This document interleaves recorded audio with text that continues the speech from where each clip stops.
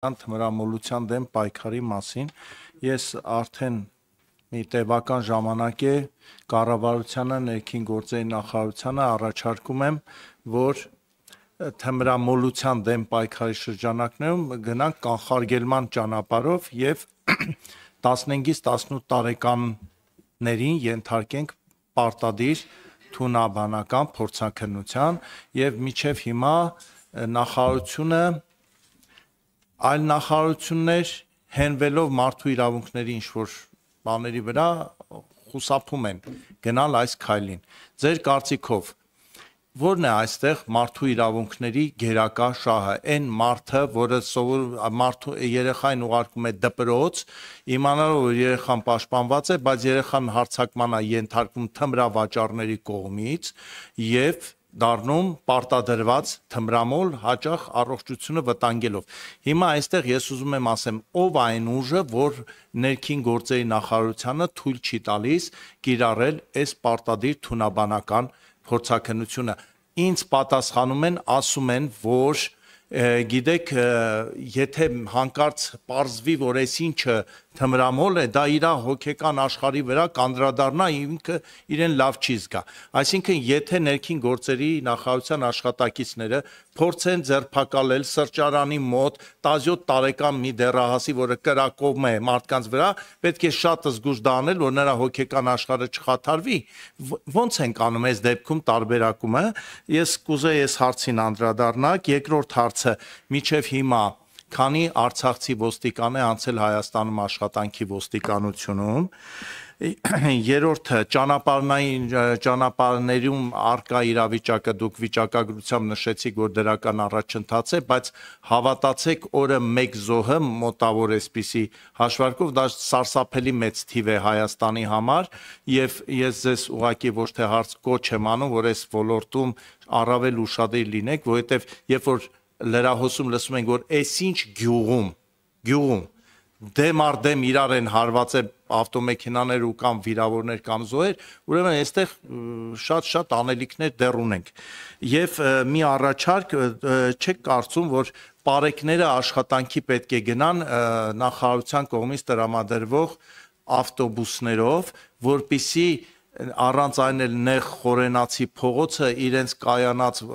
ավտոմեքենաներով լրացուցիչ դժվարություններ չստեղծեն Հայաստանի Հանրապետության քաղաքացիների համար, որովհետև այնքան շատ են կայանում ճանապարհի այս ու այն կողմում հաճախ երկու շարքով, որ ժամը 6-ից մինչև 8-ը այդ տեղով ավելի լավ է ոտքով անցնել։ Եվ վերջին հարցը չեմ տալիս ուրեմն, եթե Պարոն Ազարյան, խորենացում ոնց որ վերջին անգամ երբ եք անցել։ Վազգեն Սարգսյանի եւ խորենացու փողոցներում հարցը կարգավորվեց 2 անգամ հանձնաժողովի նիստում դա հնչեցնելու պարագայում։ Եվ դա ես բազմից համոզվել եմ, եթե խնդիրներ տեսել եք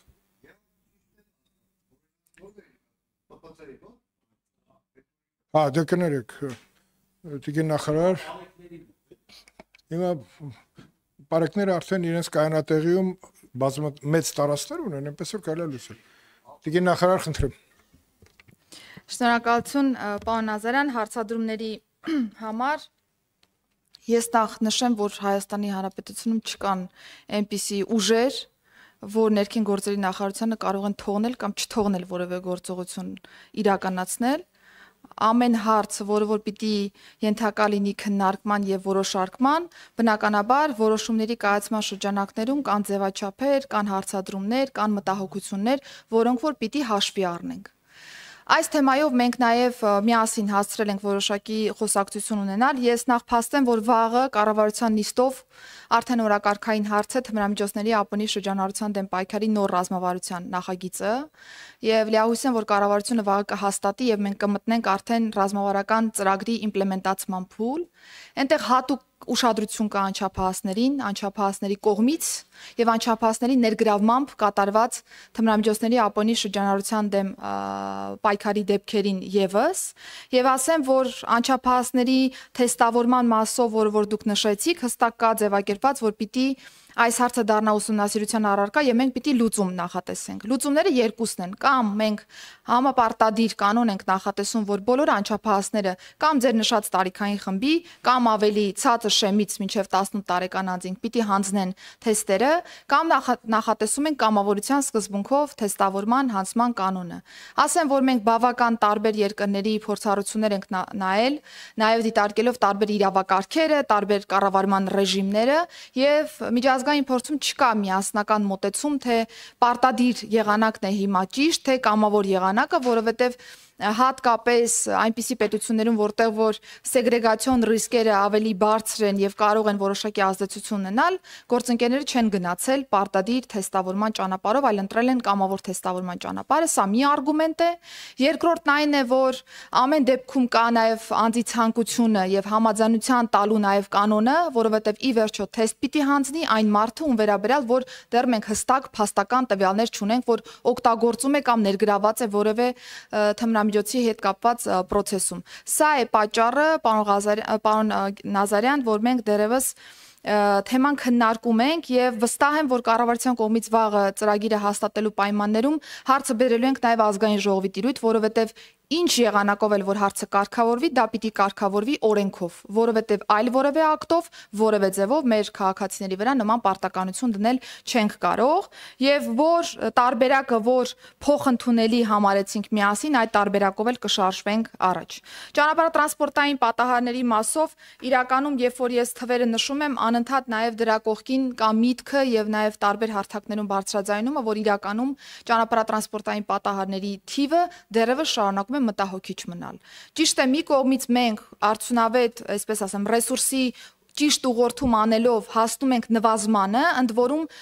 շատ դեպքերում ես կարող եմ նույնիսկ չխոշել այս մտքից, բայց անհաղթահարելի ինչ որ մի կետի ենք հասել, որը որ կարող էինք այլ հավասար պայմաններում մտածել, որ հնարավոր չէ նմանատիպ վիճակագրական տվյալներ ունենալ, որովհետև անընդհատ ունենալ տրանսպորտային միջոցների աճ, անընդհատ ունենալ երթևեկության հետ կապված տարբեր հարցեր, ունենալ արդեն 1 միլիոնի հասնող տրանսպորտային պարկ Հայաստանի Հանրապետությունում եւ նաեւ ունենալ այնպիսի պարկ, որտեղ որ մի շարք մեքենաներ չեն համապատասխանում տեխնիկական պահանջներին, բայց ունենալ ճանապարհատրանսպորտային պատահարների թվի էական նվազում, զոհերի էական թվի նվազում, վիրավորների էական թվի նվազում, սա պիտի ընդունենք, որ կատարված աշխատանքի արդյունք է։ Մյուս կողմից ես համաձայն եմ, որ եթե մենք միջին վիճակագրական տվյալներով օրական մի զոհի կամ նույնիսկ մի վիրավորի մասին ենք խոսում, սա մտահոգիչ տվյալ է Հայաստանի Հանրապետության համար։ Հետևաբար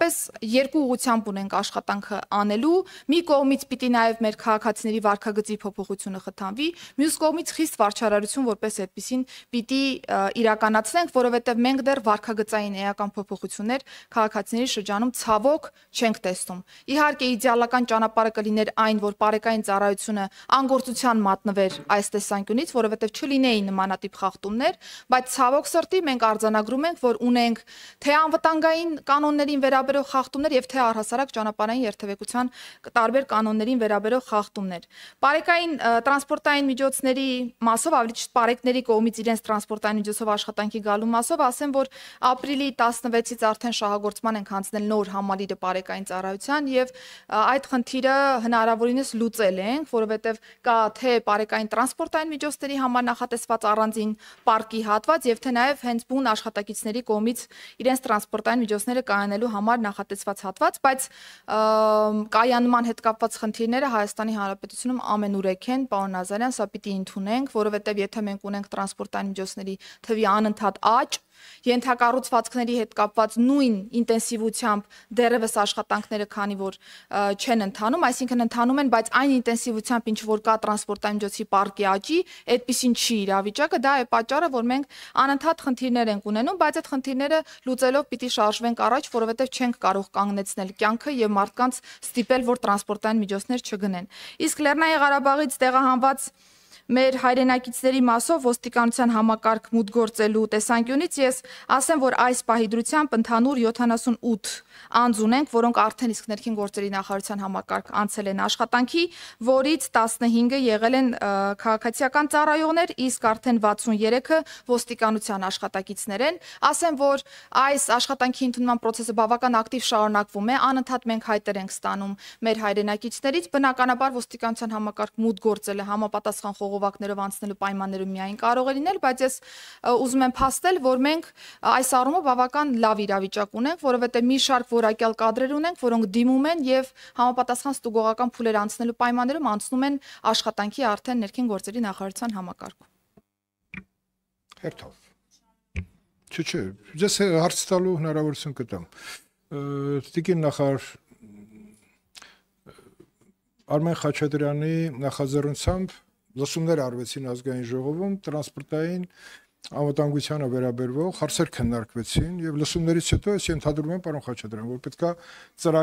ծրագրային դրույթներ մշակվեն եւ մենք շարունակեինք թե լսումներ արեցինք, տեսանք պատկերը հետո, որտեղ եթե տրանսպորտային միջոցների հետ կապված հարց են քննում, սկսած ճանապարհների կահավորանքից վերջացրած ճանապարհների վիճակով եւ ծառայության, խնդիրներով, դրանք բոլորը ներդաշնակված պետքա միասնական ծրագրի մեջ ներառված լինեն, որտեղ եթե պարոն Ազարյան ասեց ճակատ ընդհարումները, դա որ դեպքում է լինում, երբ որ ճանապարհներին մենք այնպես չենք անում, որ ճակատային հարվածները հնարավորինս բացառենք։ Հենց այդ ճակատային հարվածներն է բերում զոհերի, պարոն Ազարյան։ Ես համոզված եմ, որ այդ խնդիրը պետքա նաև լուծի ոչ միայն ոստիկանական միջամտությամբ, այլ նաև համապատասխան կառույցների